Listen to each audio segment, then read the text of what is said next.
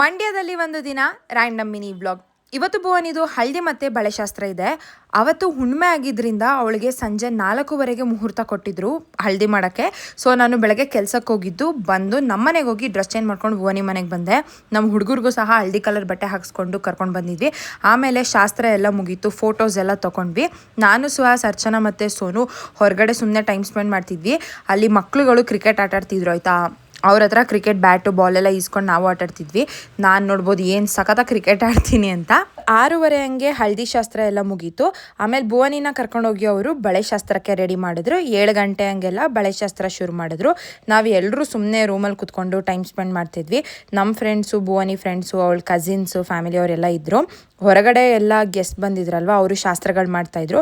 ಅದಕ್ಕೆ ನಾವೆಲ್ಲರೂ ಸುಮ್ಮನೆ ಹಾಗೆ ಹರಟೆ ಹೊಡಿತಾ ಕೂತಿದ್ವಿ. ಆಮೇಲಿಂದ ನಾವುಗಳು ಕೂಡ ಹೋಗಿ ಶಾಸ್ತ್ರ ಮುಗಿಸಿದ್ವಿ. ನಮ್ಮ ಇಷ್ಟು ಜನದಲ್ಲಿ ಕಪ್ಪು ಬಳೆ ಹಾಕೊಳ್ಳೋಕ್ಕೆ ಎಲಿಜಿಬಲ್ ಇರೋದು ನಮ್ಮ ಕೃತಿಕಾ ಮಾತ್ರ. ಶಿ ಈಸ್ ಮ್ಯಾರಿಡ್ ಅಲ್ವಾ, ಅದಕ್ಕೆ ನಮ್ಮ ಕಡೆ ಕಪ್ಪು ಬಳೆನ ಮದುವೆ ಆಗಿರೋರಿಗೆ ಮಾತ್ರ ಹಾಕ್ಸೋದು. ಆಮೇಲೆ ಭುವನಿಗೆ ಆರತಿ ಮಾಡಿದ್ಲು ಕೃತಿಕಾ. ಅವ್ರ ಮನೆ ಹತ್ರನೇ ಊಟಕ್ಕೆ ಅರೇಂಜ್ಮೆಂಟ್ಸ್ ಮಾಡಿದ್ರು ಅವರು. ಸೊ ನಾವು ಅಲ್ಲೇ ಕೆಳಗಡೆ ಶೆಕೆ ಆಗ್ತಿತ್ತಂತ ಕೂತಿದ್ವಿ. ಆಮೇಲಿಂದ ಒಂದು 8:15 ಹಂಗೆ ಊಟಕ್ಕೆ ಕೂತ್ಕೊಂಡ್ವಿ. ಎಲ್ಲರೂ ಒಟ್ಟಿಗೆ ಊಟ ಮಾಡಿಕೊಂಡು ನಾನೊಂದು 9 ಗಂಟೆ ಹಂಗೆ ನಮ್ಮ ಮನೆಗೆ ಬಂದೆ. That's it for this video.